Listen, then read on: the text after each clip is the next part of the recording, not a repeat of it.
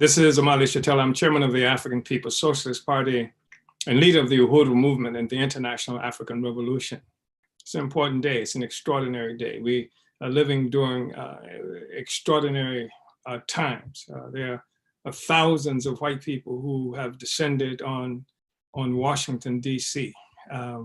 They are white people who have united with the efforts by Donald J. Trump, who is supposed to be the outgoing president, to decertify or not certify Joe Biden from the Democratic Party as the president-elect. Thousands of them are there. They are boisterous, and they have moved so strongly that they crashed the barriers, fence around the Capitol, and for a moment resulted in stopping what is supposed to be the process through which the US president is determined by a count, an official count of the electoral votes. That's what it's supposed to be. But these mobs of white people, I mean, the US media is doing everything it can they can to undermine. They would say something like thousands, or they would say hundreds here, but it's an extraordinary turnout that Donald Trump called for. He called for the people to come out and to challenge this. He called for the people who are the Republicans who are in the Senate and in the House to object to certification of Biden as president-elect, especially as it relates to certain states. And up to now, more than 12 Republicans have come out. And of course, the various reasons they have indicated that they're going to do this relate to sometimes just their own personal ambitions. Like you had Josh Hawley, the senator out of Missouri. We watched him claw his way to that position, and he intends to run for president in 2024. You have the guy out of Marco, right, out of Florida, who has his own plans. Ted Cruz, who plans to run for president. So you got all of these forces, and all of them are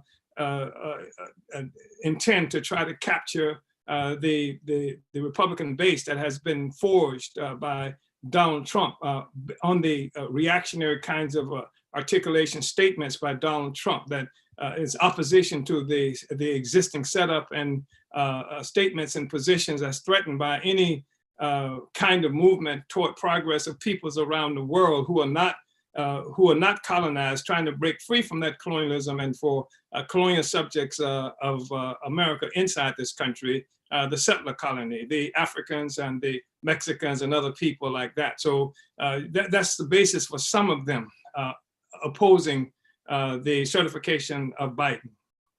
There are others who are doing so because they fear Trump's ability to make a decision about whether or not they can be elected. Trump has a powerful base. There's no way this can be obscure. There's no way this can be underestimated by any of the Republicans and political pundits, any of the sectors of the ruling class who are wondering about how to use the electoral process to maintain their stay in power.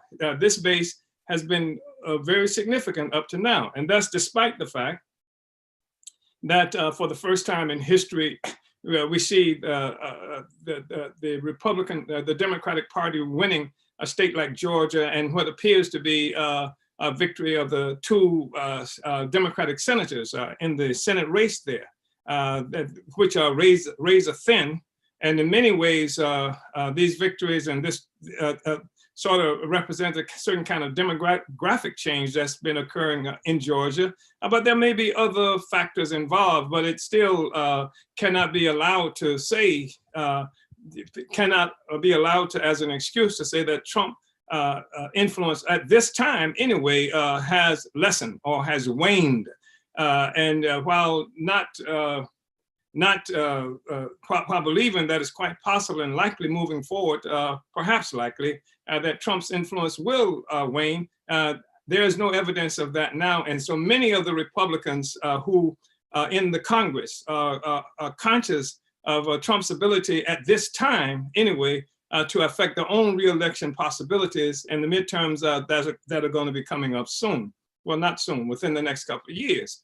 In fact, this is one of the threats that Trump and his camp has used to try and to make sure that these guys stay in line. So it's an extraordinary moment historically. And you've got a guy who is the president of the United States that has gone through the normal process of winning an election, of fighting for an election, who has declared, and of course he started this in 2016, that the elections are rigged in this country. That is profoundly significant.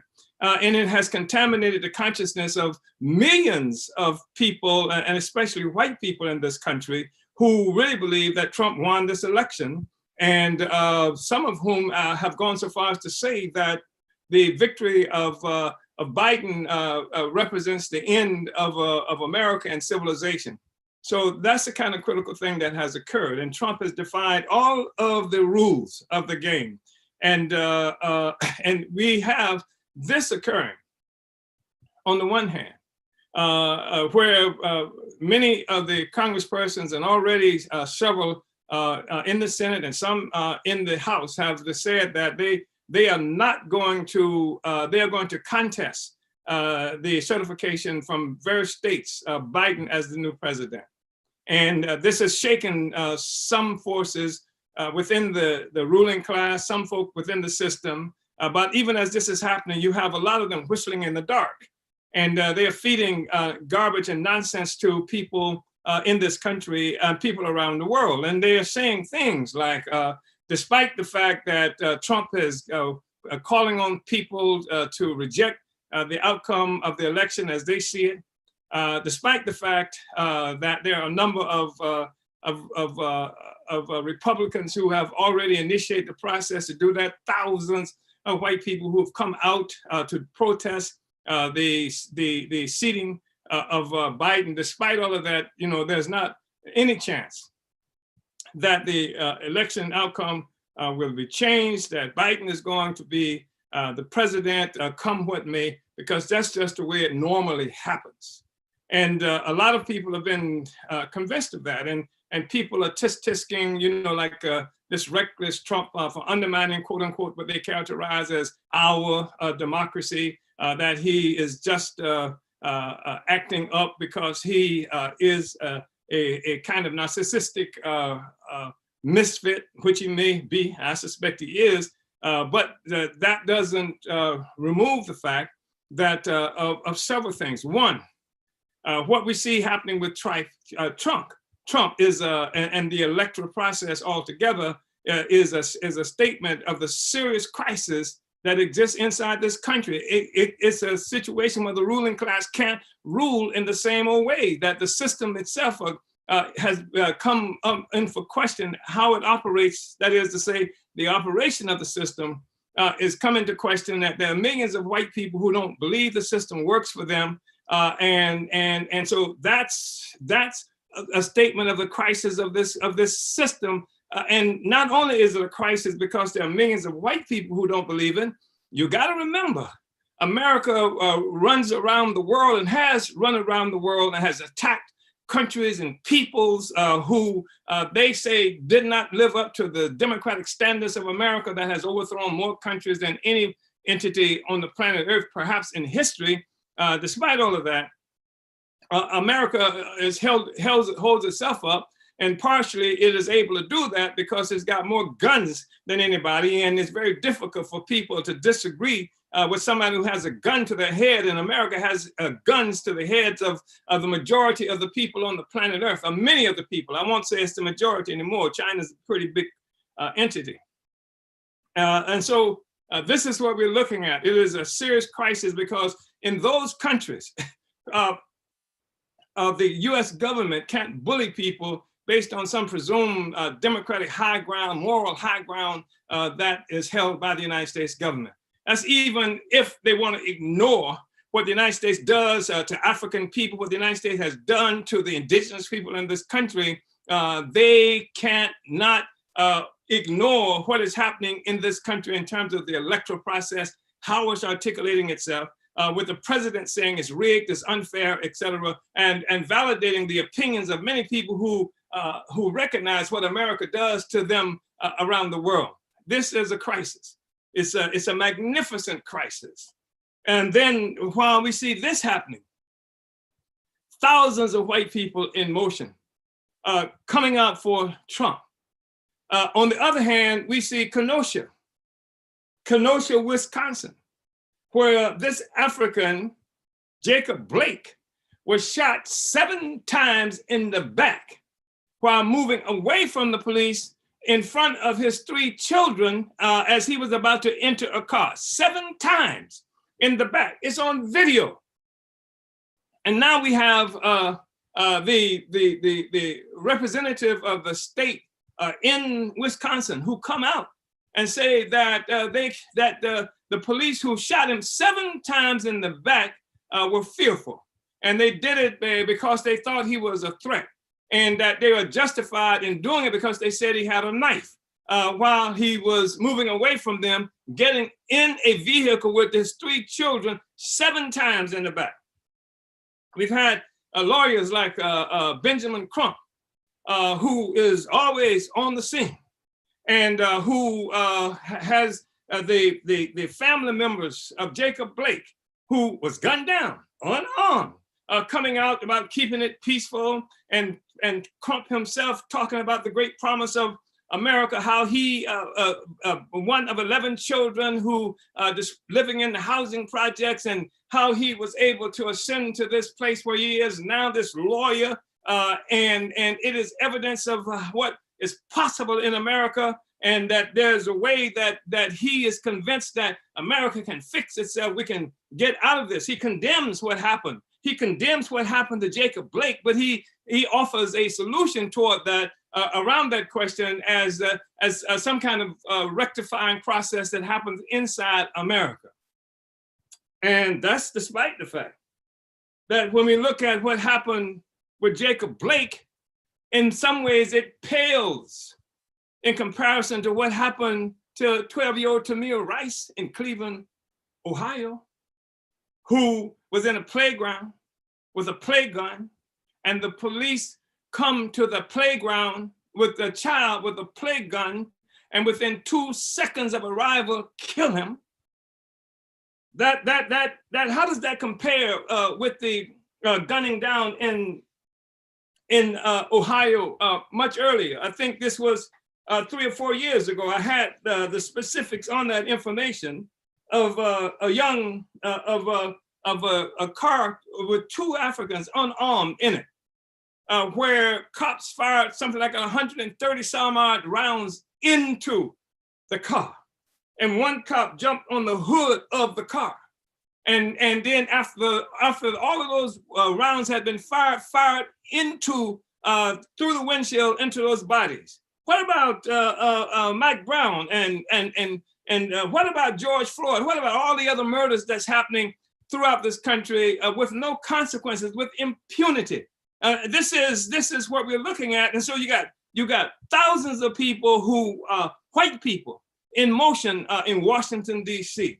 You got thousands of people in Kenosha and other places demonstrating because of what happened with this ruling by the state's attorney out in motion. The streets are being filled with protests. And they are protesting because it is clear to them that the system doesn't work for them. That's a crisis of the system. And the reality is, regardless of what Crump says, the system that we are talking about, whether it's the presidency or whether it's what's happening by police and or what is happening or not happening in the economy as it relates to African people, it is a system of colonialism. And this is something you must understand. I keep talking about it because you must understand it. You must understand it because we have to have a mature political response and reaction to our conditions of existence. And in order to do that, we have to see the world as it really is, not the way we wish it were. Because the way we wish it were, of course, doesn't take any struggle at all. If the way we wish it were is one thing, but the way it is another thing altogether. We can wish that we were not enslaved, but we were enslaved. And if you are enslaved and know you're enslaved, then it tells you that you have to do something to get out of slavery. You have to end this relationship. That's the system you have to break out of. It doesn't matter if there's a good slave, what they would characterize as a good slave master, or a bad slave master. Slavery itself is a function of the whole colonial domination of our people. It's the system. That's the way it works. So to say that this guy was good slave master, that person was the bad slave master, I was afraid because they were going to ship me down south to a bad slave master, misses the point altogether. But that's the kind of flimflammery that is thrust at us and at our brains all the time. Nat Turner was an incredible man who, in 1831, with a small group of Africans set out to take their freedom in Southampton, Virginia, to take their freedom in the Tidewater area, as it's called, from filthy slave owners, white people who had presumed to own other human beings. What can you think of anything more bestial than that? And so here, Nat Turner, with a group of forces, they strike out and they kill a bunch of white people. And their objective, of course, was to take the entire city and to actually fix it so that they would not be enslaved, to break out of the whole slave process. That's what they did. And Nat Turner was the leader of that process. And he was the last person who was captured. And you know what they did with Nat Turner? They put him on trial. They put him on trial. They put him in the system, the same system that was responsible for the colonial slavery of African people, now is going to take this person who had the temerity, the audacity to try to break out of this system of colonial slavery by killing the slave masters. So the system say, let's not kill him like that. Let's put him on trial. And they put Nat Turner on trial and they found him guilty. Of course they found him guilty. He was a threat to the system. For the system to survive, they had to find him guilty. Otherwise, everybody all over the place would be doing it. In fact, white people were terrified that that was already happening. And so people were actually dying of heart attacks, white people, because somebody said, Nat Turner is coming in there, other places around the South. It's the system that is the problem. So even if Nat Turner had been found not guilty in Southampton, even if he, or in the Tidewater, if he had been found not guilty, it wouldn't have made a difference. The system still exists. So the real question is not whether or not the government, the state's attorney said that Jacob Blake's killers shouldn't be punished, shouldn't go to trial. I mean, that's one thing, but the system protects itself. The state legalizes itself. What it says is legal. That's how slavery got to be legal. So what I'm saying here is that you have a system.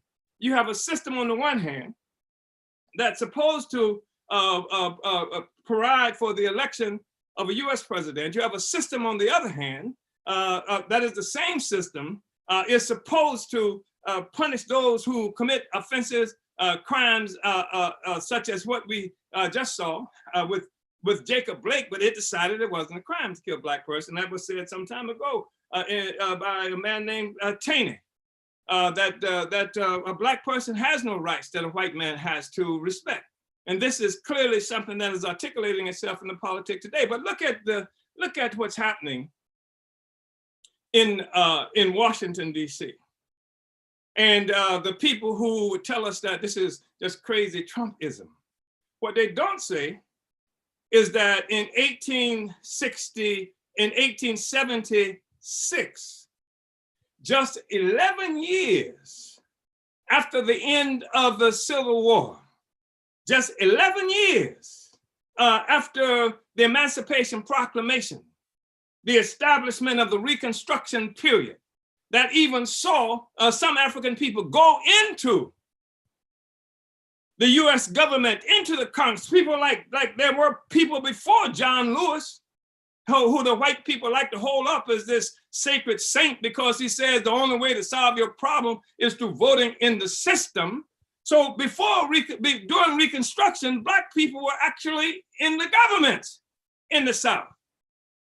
And then what happened was an election so much like this election that we're experiencing right now, and where they had a contradiction revolving also around the Electoral College. And you should know something about the Electoral College, which is a part of the process of rigging the system to protect the system in the first place. Because the Electoral College is something that came about for the purpose of being able to say who is elected as president. And each state has a number of electors based on its size and the population. And the fact that the US Constitution, this is where the 3/5 clause in the Constitution is important, because that was the thing that said that the South would get more representation that it might otherwise have, because a compromise was made that said that the South would have the advantage of the presence of Black people, which was demanded by the South, and the presence of one African would count for 3/5 of the vote that white people would have. Some people misunderstand this and think that that Africans were counted as 3/5 of a person. We were not counted as 3/5 of a person. We weren't counted as people, Africans weren't. What we were counted as a percentage of the vote that white people in the South would get. If we were 3/5 of a person, then we would have 3/5 of a vote. We had nothing. And so this is what existed. This is how the electoral process, this is how the electors got created. This is how these different swing states and things like that emerged in the first place, with some of these states have an inordinate amount of significance because they were able to count the number of African people who were enslaved with no rights whatever as part of the rights that white people would have. This is just a political expression of the parasitism that the economics of this country and the capitalist system is all about. So what happened was, when this vote happened in 1876, and it was a close vote, and it was a vote between Tilden and Hayes. And Hayes was the Democratic Party candidate, and Tilden, the Republican Party candidate. And Africans were connected to the Republican Party because that's who we wanted to vote for when we got the right to vote, because Mr. Lincoln, the white man who said that we were free, was a Republican. And so we went into the Republican Party. It's through this vehicle that we were able to go into office in different places. But we had no power of our own. The white people still had the power. And what I mean by that is, when this election crisis emerged, and it looked like they might even have another civil war happening, a deal was made between the Republicans who were in power, who were our friends, and the Democrats who were contesting. And they made this deal that if the Democrats allowed the Republican President Hayes to go into office, then the Democrats would remove the Republicans, when he came to power, the president would remove the troops in the South that were there to protect, the remaining troops that were supposed to be there to protect African people. And they did remove those troops. And when they removed the troops, and how did they do this? They came together with a special commission, this electoral commission, who made the deals behind closed doors. Didn't matter what the Constitution said. Didn't matter how the thing is supposed to be done. What mattered was the interest of white power at that time, and the interest of white power was to consolidate itself, was to go ahead and escalate the process of profit making, creating, enhancing industrialization in the South, and a lot of other things like that, in healing the wounds of the Civil War that existed among white people. And so they made that deal. So when people say that Trump is doing all of this and it doesn't matter, don't bet on it, because it may not matter. This is a different times from that period that I was just describing. But what I am saying, that just because the Constitution and some issues the Constitution is unclear of, and just because they do this way most of the time, doesn't mean it's going to get done this time, and that there is a crisis, and that as I mentioned, thousands of white people, we still don't know what the outcome of that's going to be. So I'm not saddened by the crisis. I'm glad to see the crisis. With the system of slavery is in crisis, I say right on. You know, we want that to happen. When the system of colonialism, that is the foreign and alien domination of one people by another entity, another state, when that system is in crisis, say right on. The only reason I won't say right on is because I'm confused. At that point where I'm confused and believe that the system that serves the colonizer is also capable of serving me, then I am confused. But that's not possible. In order to continue to protect the system, then we have this arrangement that is on a foundation of colonial domination of our people and most of the people around the world. So we're saying that you have to achieve a greater political maturity and see the world the way it is. And I'm not saying that that it doesn't matter what these white people do. I'm saying that the reason it matters what the white people do is because we are not organized as a people fighting to have our own power over our own lives. And that is the difference. Because you never saw the Chinese marching singing, "We shall overcome." They fought and won power.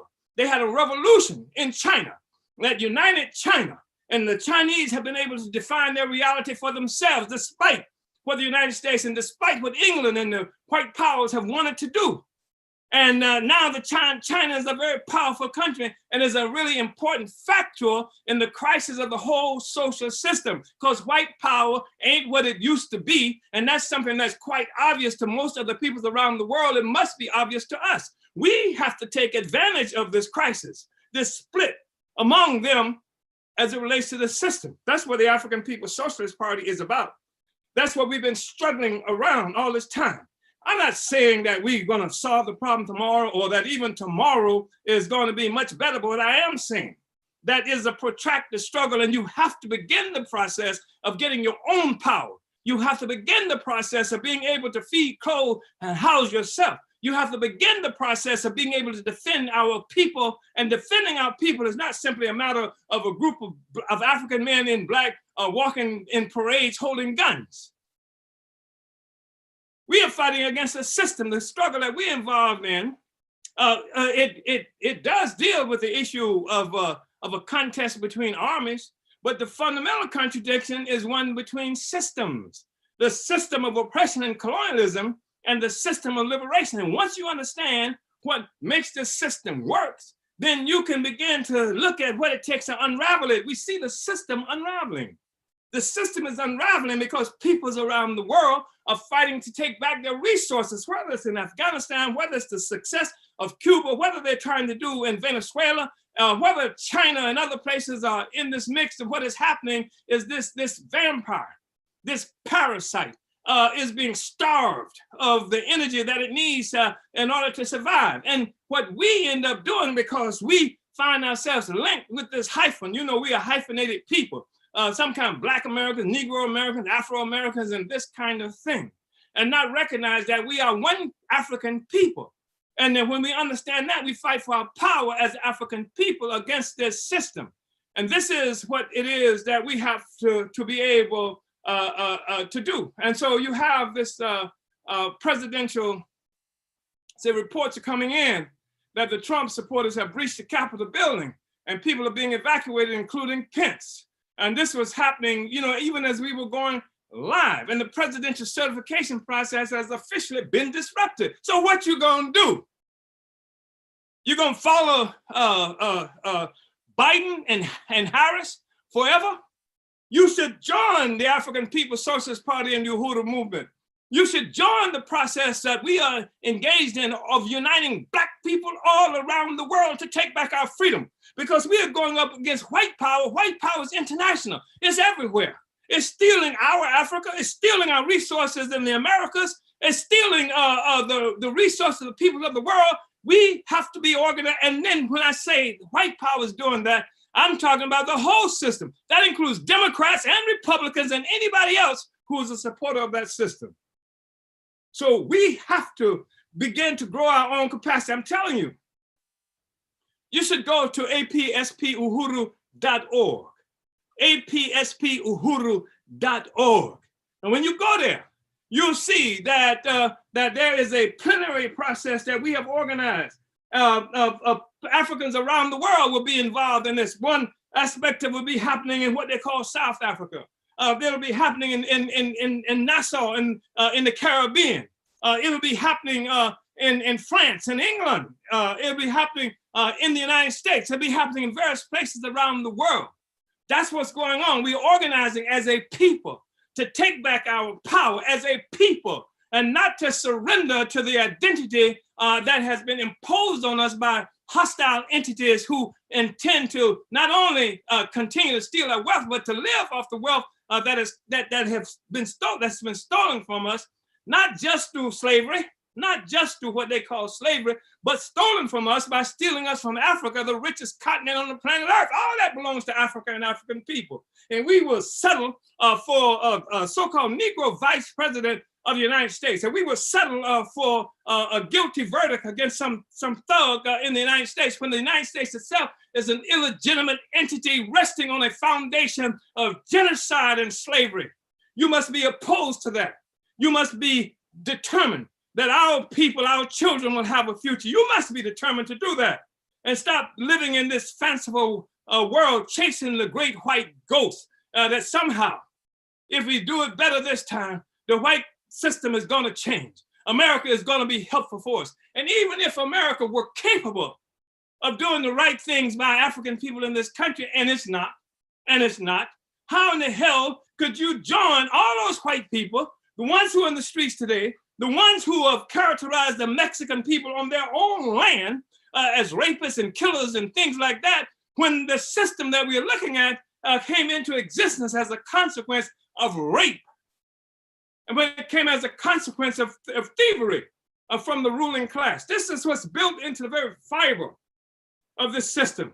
And you think that somehow it's going to turn and do us thing? I'm saying that we have to reject that. We have to reject these timid, sellout Negroes who are supposed to be our leaders, who only came to prominence as a consequence of the US government being able to kill Nkrumah, to be able to kill Lumumba, to be able to kill Malcolm X, and even Martin Luther King, who believed that the masses of people must be mobilized to take back our freedom and to take back our resources. That's what has to happen.